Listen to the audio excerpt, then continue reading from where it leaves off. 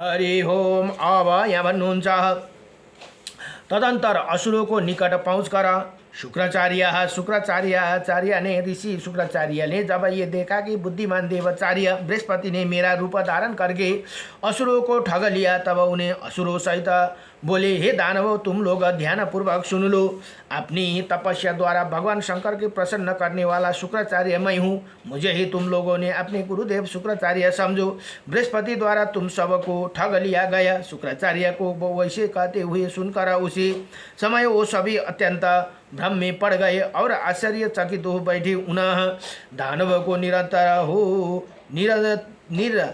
निरहारते रह गए किम कर्तव्य विमूढ़ हो गए थे। उसी समय उनका समझो कि कुछ नहीं आ रही। इसी प्रकार उन्हें किम कर्तव्य विमूढ़ हो जाने पर शुक्राचार्य ने उसे असुरों से कहा, हे असुरों, तुम लोग आचार्य शुक्राचार्य मैं हूँ और ये देवताओं का आचार्य बृहस्पति है, इसलिए तुम लोग इसी बृहस्पति का त्याग कर दो और मेरे अनुगमन करो। शुक्राचार्य ने ये समझाने पर असुरगण उन दोनों को और ध्यानपूर्वक निहारने लगे, परंतु जब उन्हें दोनों में कोई विशेषता नहीं प्राप्ति हुई, तब तपस्वी बृहस्पति ने धैर्यपूर्वक उन्हें असुरों से बोले, हे दैत्यो, तुम लोग गुरु शुक्राचार्य मैं हूँ, मेरे रूप धारण करने वाला ये बृहस्पति है वन रहे। असुरो ये मेरा रूप धारण कर तुम लोगों के मुँह में डाल रहे हे वन रहे। दुईजना अब दुईटा उयो भएपछि एउटै मान्छे दुईटा भएपछि यहाँ उनीहरूलाई सन्देह भयो।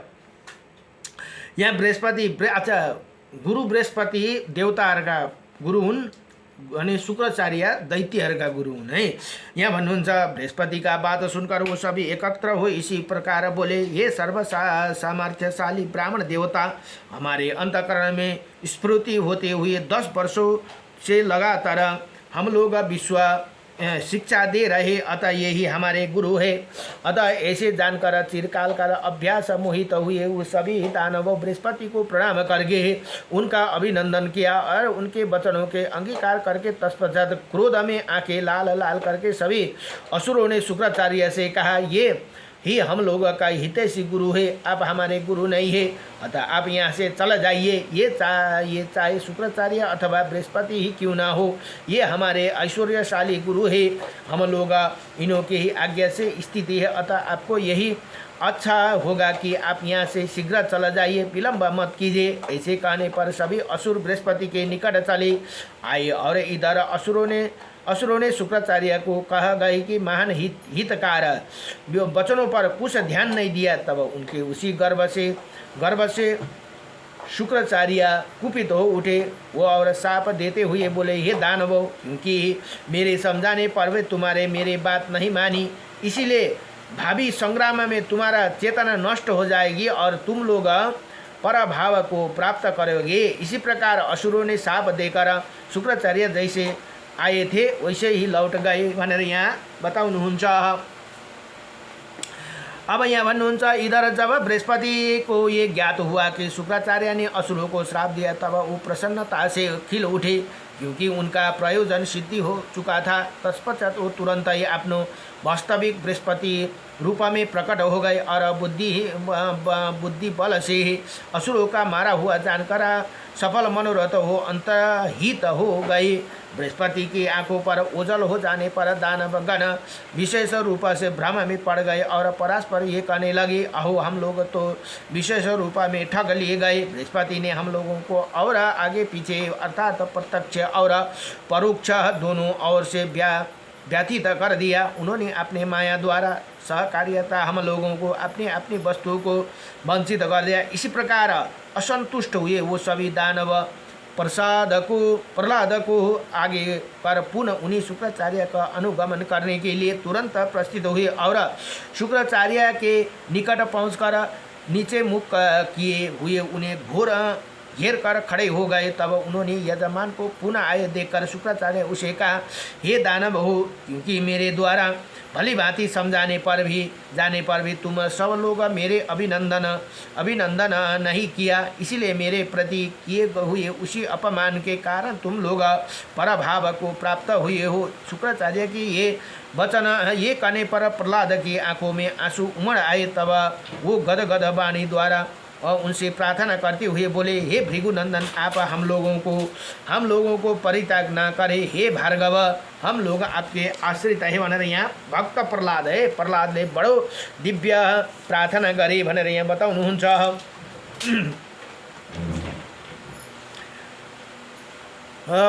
सेवक और भक्त इसीलिए आप अपनाइए। आपके अदृश्य हो जाने पर देवाचार्य बृहस्पति हम लोगों को मोह में डाल दिया था। आप अपनी दीर्घ काल तक तपस्या द्वारा अर्जित दिव्य दृष्टि स्वयं अपने भक्तों को ज्ञात जान सकते हैं। हे भृगुनंदन, यदि आप हम लोग पर कृपा नहीं करेंगे तो हम लोगों को अनिष्ट चिंतन ही करते रहे और हम लोग आज ही रसताल में प्रवेश कर जाएंगे भनेर यहाँ प्रहलादले यसरी बडो दिव्यसँगले भगवान शुक्राचार्यसँग माफी मागे भनेर यहाँ बताउनु हुँदैछ। अब गल्ती गरे अरूले र उनले प्रहलादले यसरी माफी मागे। नमो भगवते वासुदेवाय कृष्णाय वासुदेवाय हरे परमात्मने प्रणता क्लेशनाशाय गोविंद हे नमो नमः।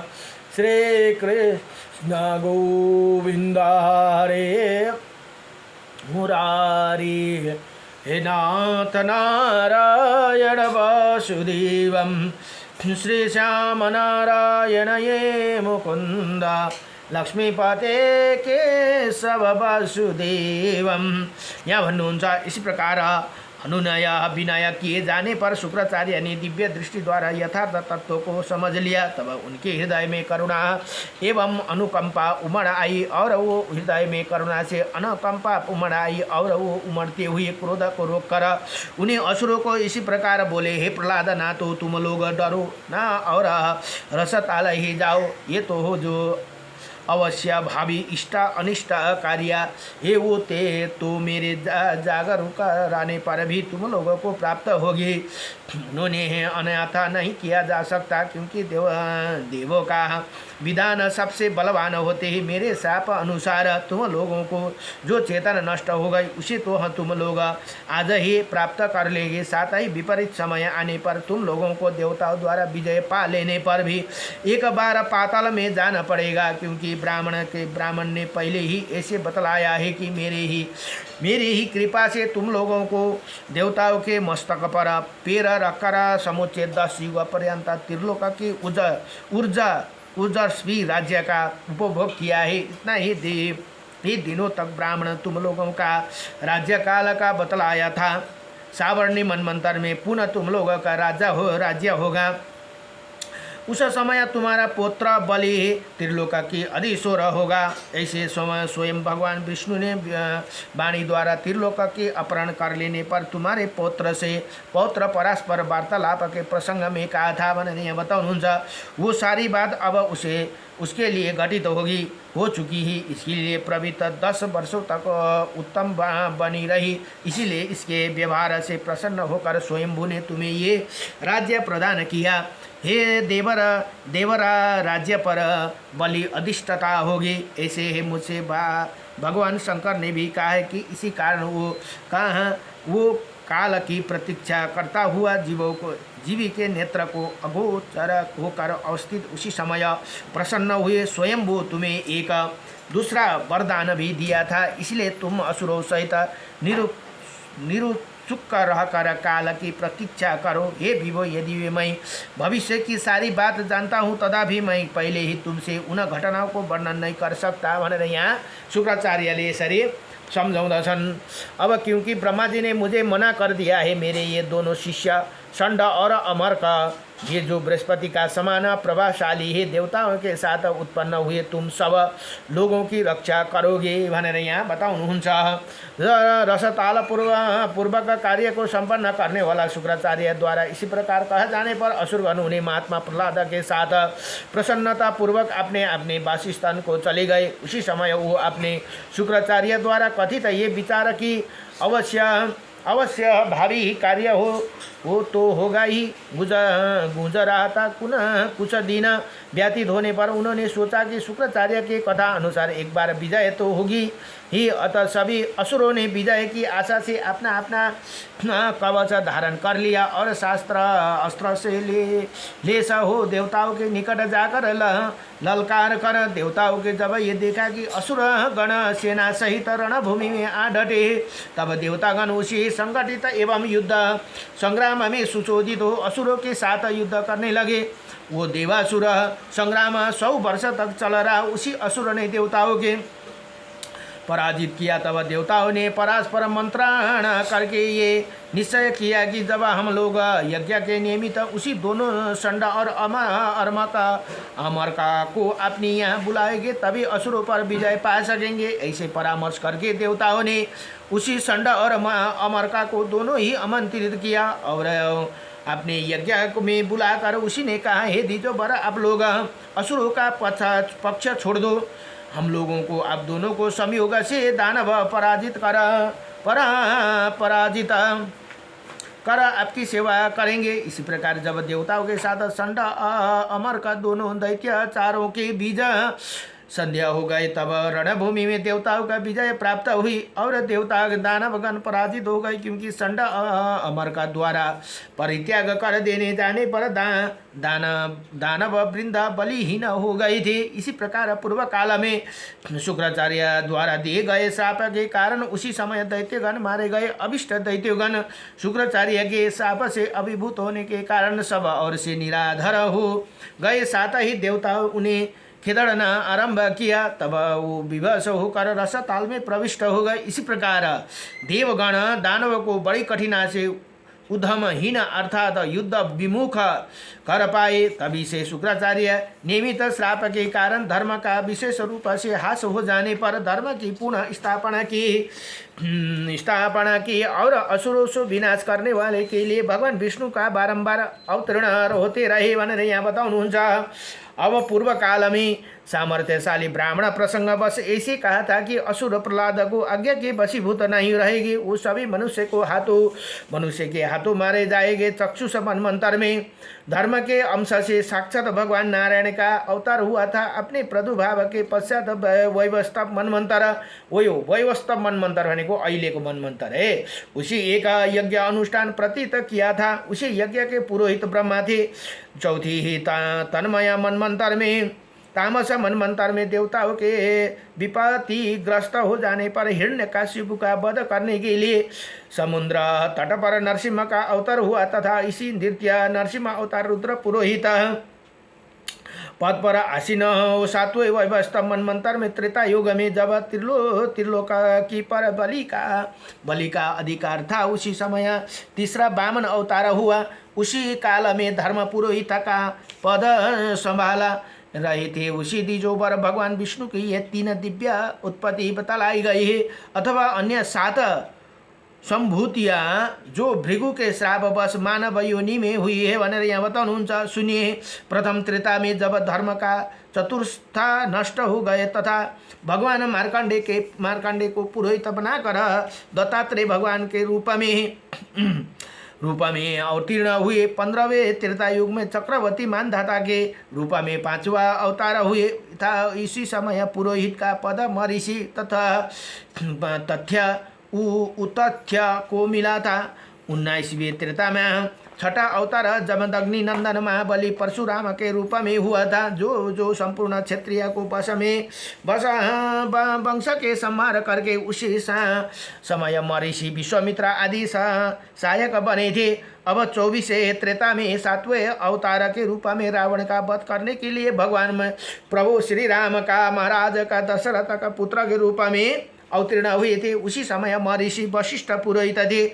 28वें द्वापर युग में 8वें अवतार में भगवान विष्णु महर्षि पराशर से वेद व्यास के रूप में अवतीर्ण हुए। उसी समय जातु कर्ण पुरोहित पद को सुशोभित किया भनेर यहाँ बताउनु भयो। धर्म की विशेष रूप से स्थापना और असुरों को विनाश करने के निमित्त वो 9वें अवतार भगवान बुद्ध को अवतीर्ण हुए।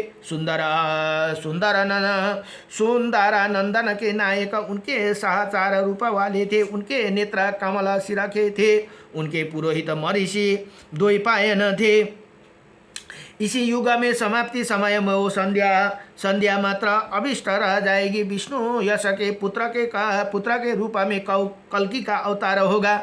इसी भावी 10वें अवतार पराशर पुत्र व्यास और यज्ञ बल का पुरोहित का कार्यभार संभालेंगे। उसी समय भगवान कल्कि आयुधधारी सैकड़ों एवं शस्त्रों विप्र के सहायता लेकर चारों और से धर्म विमुख जीवों को पाखंडों और शूद्र वंशी राजाओं का सामर्थ्य सर्वथा विनाश कर डालेंगे, क्योंकि ब्रह्मादेशी शत्रुओं का संहार करने के हेतु ही कल्कि का अवतार होता है। इसी 28वें युग में भगवान कल्कि की सेना सहित सफल मनोरथ हो विराजमान रहेंगे। उसी समय वो वैशाली भगवान उसी धर्महीन शूद्र मूल विनाशक और अपने राज्य चक्र का विस्तार करते हुए पापियों का संहार कर डालेंगे। तदुपरांत कल्कि अपना कार्य पूरा करके सेना सहित विश्राम लाभ करेंगे। अपनी कार्य पूरा करके सेना सहित विश्राम लाभ करेंगे। समय सारी प्रजा एवं प्रभाव से समृद्धिशालिनी होकर उनकी सेवा में लग जाएंगे। तत्पश्चात भावी कार्य के प्रेरित हुई प्रजाओं के मोहित होकर अकस्मात एक दूसरे का कुपित हो जाएंगे और परस्पर लड़कर एक दूसरे को मार डालेंगे। उसी समय कार्यकाल समाप्त हो जाने पर भगवान कल्कि भी अंतरहित हो जाएंगे भनेर यहाँ बताउनु भयो। इसी प्रकार प्रजाओं के संगठित राजाओं के नष्ट हो जाने पर इसी कोई रक्षक नहीं रह जाएगा। तब प्रजा युद्ध में एक दूसरे की मार डालेगी। ये परस्पर मार पीट कर वो अर्क नंदन रहित एवं अत्यंत दुखी हो जाएगी। फिर तो वो परिवारहीन होकर मानव स्वरूप से ग्रामों और नगरों में छोड़कर वन की राह लेंगे। उसके वर्ण धर्म तथा आश्रम धर्म नष्ट हो जाएगी। कलियुग की समाप्ति के समय देशवासी अन्न बेचने लगेंगे। चौराहे पर शिव की मूर्तियां बिकने लगेगी और स्त्रियां अपने शील का विक्रिया करेगी, अर्थात वेश्या कर्म के प्रवृत्ति हो जाएगी। लोगों को कद छोटे होंगे और उनकी आयु स्वल्प होंगे। वो वन में तथा नदी तट और पर्वतों पर निवास करे। कंद मूल पंक्तियाँ और फल ये उनके भोजन होगा। बकल्ला पशु चर्म और मृग चर्म ही उनका वस्त्र हो गए। ये सभी भयंकर व्रण संकर के आश्रित हो जाएगी। तरह तरह के उपद्रव से दुखी रहेगी। उनकी धन संपत्ति घट जाएगी और उसे अनेकों बाधाओं से घिर रहेगा। इसी प्रकार कष्ट अनुभव करती हुई सारी प्रजाओं के संध्या के समय कलियुग के साथ ही नष्ट हो जाएगी। इसी कलियुग के व्यतीत हो जाने पर त्यहाँबाट कृत युग अथवा सत्य युग प्रारंभ होगा। इसी प्रकार मैंने पूर्ण रूप से देवताओं और असुरों को चेष्टा को तथा यदुवंशों के वर्णन प्रसंग में संक्षेप रूप से भगवान विष्णु श्री कृष्ण के यश का वर्णन कर दिया। इसे अब मैं तुर्वसु पुरु द्रुह और अनु के वंश का कर्मश वर्णन करूँगा भनेर यहाँ बताउनु भयो। यति भनेर श्री मत्स्य महापुराण को असुर श्राप नामका 47 अध्याय पूर्ण भयो। नमो भगवते वासुदेवाय कृष्णाय वासुदेवाय हरे परमात्मने प्रणत क्लेशनाशाय गोविन्दाय नमो नमः। अब भोलि को प्रसंग में 48 अध्याय में तुर्वसु और द्रुह के वंश का वर्णन तथा अनु का वंश वर्णन से बलि का कथा तथा कर्ण की उत्पत्ति का प्रसंग भनेर यहाँ भोलि को प्रसंग पनि बडो दिव्य छ। नमो भगवते वासुदेवाय हरे